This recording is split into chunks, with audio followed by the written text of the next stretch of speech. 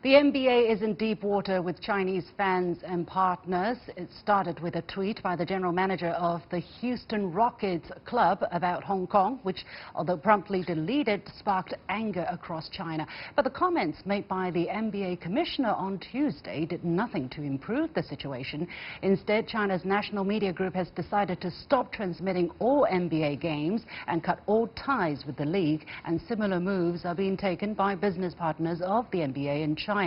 Meanwhile, however, some U.S. senators are condemning the NBA for distancing themselves from Morey's tweet and calling on the NBA to boycott China. So how far will the fallout go? Should there be a balance between freedom of expression and sensitivity to issues of importance to others? And what responsibilities do businesses have while operating in a local market? Joining me for the discussion here in the Beijing studio are Harvey Dzodin, a senior fellow at the Center for China and Globalization, a think tank, and Xu Qingduo, a fellow at the Pangoal Institution, also a think tank. Gentlemen, welcome to The Point. Now, right before we started this show, actually, there is a further explanation coming out of the NBA to further clarify the comments by the commissioner of the NBA by the name of Adam Silver, which prompted the national broadcaster to stop transmitting all NBA games. Basically, the statement says that over the past 3 decades, the NBA has developed affinity with the people of China. So they have seen how basketball can be a very important form of people-to-people exchange. And they understand that there are different political systems between countries. However, they bring business to places with different political systems. But the statement says it's also not about just growing our business, basically bringing with their business, they want also bring their values of the game, which include equality, respect, and freedom of expression. So it highlighted one of the values of the league, which is diversity of views, of background, ethnicity, gender, religion. So with that diversity, the statement says, comes the belief that whatever our differences, we respect and value each other, and that we have in common, including a belief in the power of sports to bring people together.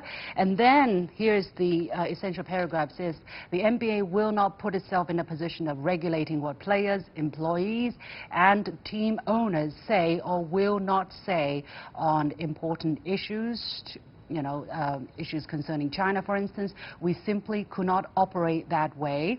And then it says that at a time when divides between nations grow deeper and wider, we believe sports can be a unifying force that focuses on what we have in common as human beings rather than our differences. So there is the statement which just came out 2 hours ago. And is this going to make things easier for the NBA here in China? Harvey? No. I think the NBA, I empathize with them, because the NBA, of all the sports organizations in America and internationally, I think you could say, has the best values. They seem to be the most forward-thinking, the most inclusive, and so on. But now they're in a no-win position. No matter which way they go, they're going to face pushback. I think the statement is a valiant attempt, but I don't think it's going to help. I think it's going to take a lot of time to heal these wounds that this coach opened up in his general manager, tweet. you mean? Yeah, the general manager. Right. I find it rather contradicting because, for instance, in one place the statement says they respect and value each other, when they go to places where there are different political systems. But on the other hand, they cannot put in a position to regulate what players, employees say. So exactly what the general manager's tweet, although deleted, what it did was to divide people by voicing an opinion on a very sensitive political issue. So when these two things are contradicting each other, the value of the league and respect and value each other, as another principle of the league, where is the league standing? That's right. It's a good point. It reveals how difficult it is, to try to strike a balance between, say, you have your own value, and then when it comes to the issues for another sovereign country, it could be very complicated. It's easier within the United States. For example, there are a previous instance, for example, one of the owners of, I think, Scaper, he made some racial discrimination remarks, and he was fined, I think, 25,000 or more than that, and he was basically banned from doing anything to access to that team. So but they're that not means talking like, about no. freedom of expression Right. there. That's not about your freedom of expression, because there are limits. There are no areas. With the background in the United States, everybody understands the background. It's easier, right? You have this fun, and everybody says, "Oh, that's it." But when it comes to the issues related to other countries, people don't necessarily see eye to eye with each other, and then there's a problem here. And when you talk about respect, and again, when you talk about sports being a unifying force, then avoid the dividing elements. Don't talk about a political issue at a very sensitive period of time, because then it really starts to divide people. This was a unnecessary row brought on by a senseless tweet. Yeah, the general manager, I don't know why he did this, when he did it, because it's just inexplicable. But sports is supposed to be about soft power. Sports is supposed to transcend politics. Sports is supposed to be a kind of a common ground, going back to the Olympics and to the ancient Greeks and ancient Chinese, a meeting ground for people. And I think it's really unfortunate that this has happened, and maybe the best that one can hope for here is to give some kind of sensitivity training to the various stakeholders, especially the players, because maybe they and maybe even general managers don't realize what's at stake here. But I think it is common practice in the United States. For instance, if you work for an organization, if you work for a corporation, if you're not authorized to make certain comments, you don't go out and make public comments, especially about a very sensitive political issue. Exactly. Because that's why companies have spokespersons. That's why people think about write a statement and issue it instead of just go out there and That's right.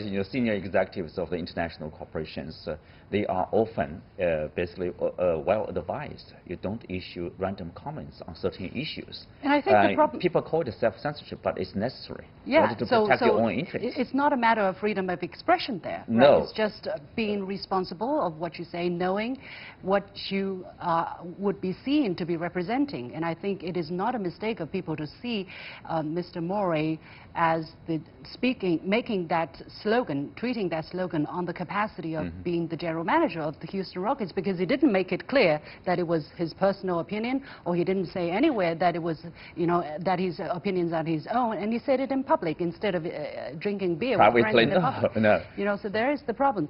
And yet, I think the real problem here, look, Morey deleted the tweet, but then the real things got worse, right? With every step they went further. Morey explained himself with 2 tweets, and then the NBA also came out, NBA China, the NBA came out with a statement in Chinese and in English trying to explain the situation, expressing some kind of remorse, but never the word apologizing, right? No. Never that they were sorry. And then the commissioner, Mr. Adam Silver, came out and talked, and it just got worse and worse. What is it?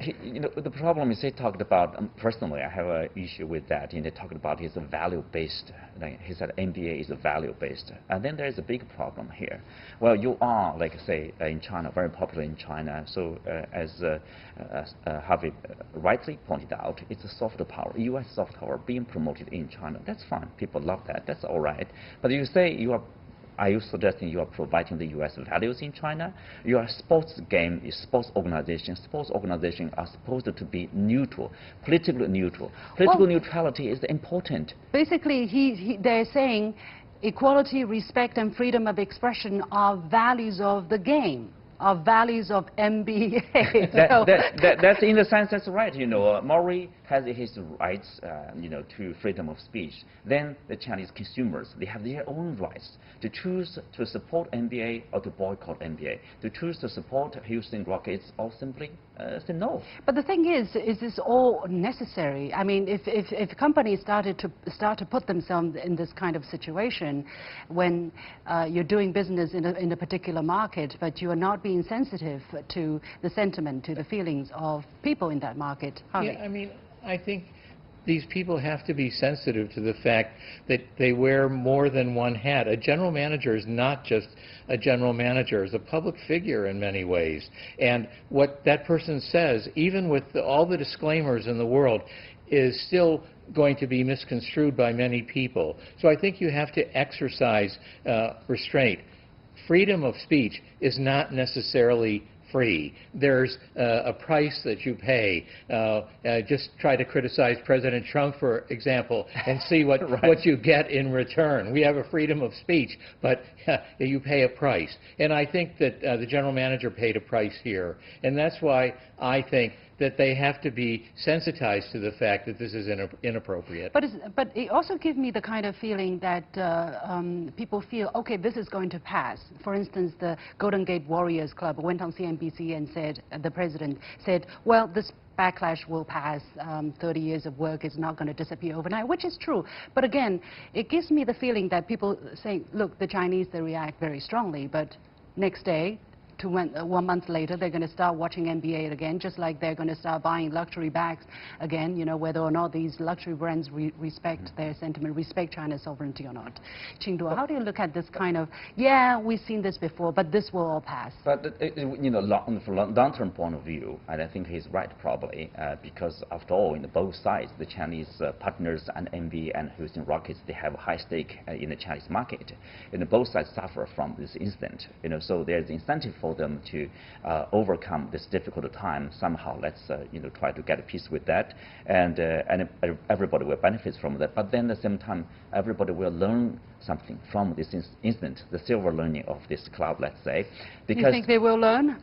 Hopefully. Obviously, you know, there are repeated incidents. You know, sometimes you get pessimistic, but I think they need to learn about that, the Chinese market. But right now, for the time being, if you want to get over with this issue, I think NBA or Houston Rockets, they need to do something more than that. But on the other hand, they're facing a lot of pressure in the United States, for instance, from these very hawkish, very anti-China politicians. Senator Schumer, Senator Marco Scott. Rubio. Who are saying Rubio. because of the political system or ideological difference that they shouldn't be doing business in China. Yeah, it's I mean, this is why it's such an unfortunate thing. It's why the general manager's statement was so unfortunate. Basically, what he tried to do is express his own opinion on an issue that's extremely complex. And it's not black and white, as he pointed out. So yes, this is a big problem, and I disagree with you. I think that this is going to fester for a long time because these politicians are going to make sure that this stays in the public eye for a long time. So even if it slowly heals, I think there's going to be a scar, and I think that scar can be easily ripped off in the future. Yeah, well, I think actually there are a lot of deep-rooted problems here. For instance, exactly why Mori's comment has drawn so much backlash from China. Not because he was just talking about interfering in China's, but what he talks about, for instance, the freedom for Hong Kong, fighting for Hong Kong, it has to do with how people see the situation in Hong Kong, and there's a huge divide there as well. But no time for the discussion this time. Let's leave it here. Many thanks to Harvey Dzodin from the Center for China and Globalization and to Xu Qingduo from the Pangoal Institution.